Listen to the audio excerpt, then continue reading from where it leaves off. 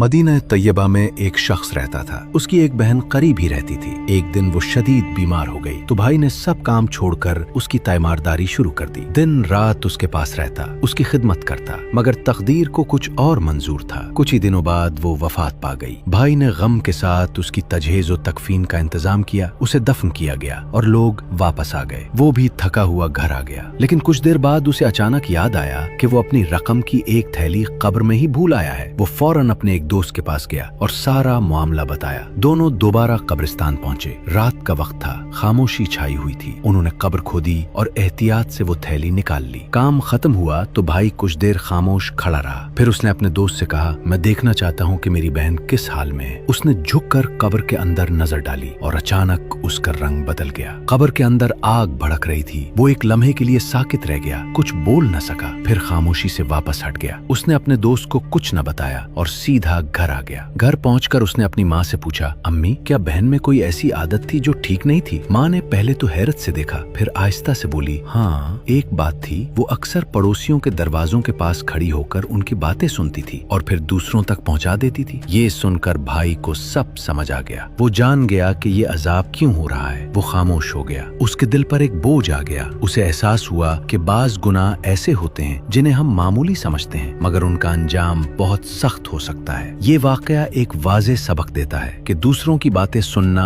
फिर आगे पहुंचाना और लोगों के दरमियान फसाद डालना कोई छोटी बात नहीं। इंसान जबान के एक छोटे से गुनाह को नजरअंदाज कर देता है, मगर वही चीज उसके लिए वबाल बन सकती है। जो शख्स खुद को अजाब से बचाना चाहता है, उसे अपनी जबान की हिफाजत करनी होगी, क्योंकि बाज औकात इंसान के बड़े गुनाह नहीं बल्कि उसकी छोटी आदतें उसके अंजाम का सबब बन जाती हैं।